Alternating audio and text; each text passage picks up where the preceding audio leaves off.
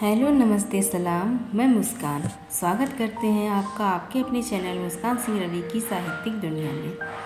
आज जो कहानी हम आप सबके लिए लेकर आए हैं वह है मुल्ला नसीरुद्दीन की मज़ेदार कहानी।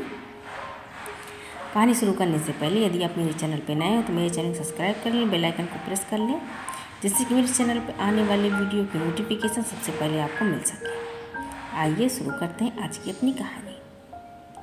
मुल्ला नसीरुद्दीन के मुल्क का बादशाह मुल्ला की खिल्ली उड़ाने का कोई मौका हाथ से नहीं जाने देता था। ठीक यही हाल स्वयं मुल्ला का भी था। उसे जब भी मौका मिलता बादशाह की खिल्ली उड़ाने का, वह उसे कभी खराब नहीं जाने देता था। मुल्ला को ऐसे मौके कुछ ज़्यादा ही मिलते थे, क्योंकि बादशाह जो था वह अक्सर ही किसी की फरियाद सुनते समय ऐसे नतीजे पर पहुंचता था जिसे सुनकर पूरे दरबार का मन होता था कि सब खिलखिलाकर हंसे।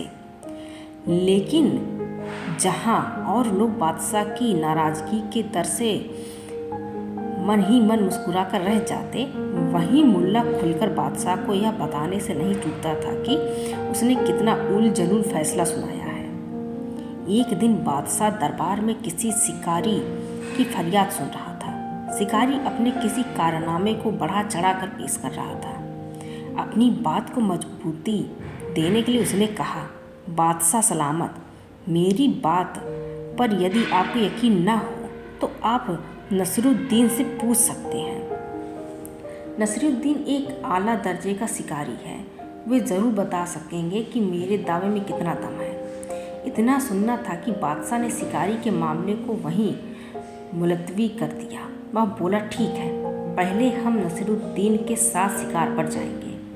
हम देखना चाहते हैं कि मुल्ला आला दर्जे का शिकारी है भी या नहीं, और यह भी कि तुम्हारी इस बात में कितनी सच्चाई है। इसके बाद ही हम तुम्हारे दावों पर यकीन करेंगे। इस फैसले के बाद बादशाह ने तुरंत ही शिकार पर जाने का ऐलान कर दिया और मुल्ला से कहा कि वह भी उसके साथ शिकार पर चले। दोनों अपने कुछ वजीरों और नौकरों के साथ शिकार करने चल पड़े। रास्ते में उन्हें दूर से एक पेड़ दिखाई दिया। बादशाह ने मुल्ला को पेड़ का निशाना बनाया तीर चलाने को कहा। मुल्ला ने तीर चलाया, लेकिन वह निशाना चूक गया। बादशाह खिलखिलाकर हंस पड़ा। मुल्ला बोला, यह हंसने की बात नहीं है जहाँ पना, यह तो मैं आपकी तीरंदाजी की नकल कर रहा था। ऐसा कहकर उसने फिर एक तीर चलाया, लेकिन वह निशाना भी चूक गया।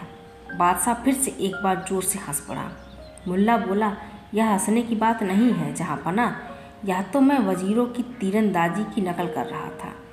उसने तीसरी बार तीर चलाया और वह निशाने पर बैठ गया। देखा जहाँ पना, यह मेरी तीरंदाजी है, नसीरुद्दीन की तीरंदाजी, नसीरुद्दीन ने गर्व से कहा। आज की कहानी बस इतनी सी। मिलते हैं अगली किसी कहानी के साथ। आपको कहानी कैसी लगी हमें कमेंट करके ज़रूर बताएं। Thank you for watching and don't forget to subscribe. Thank you.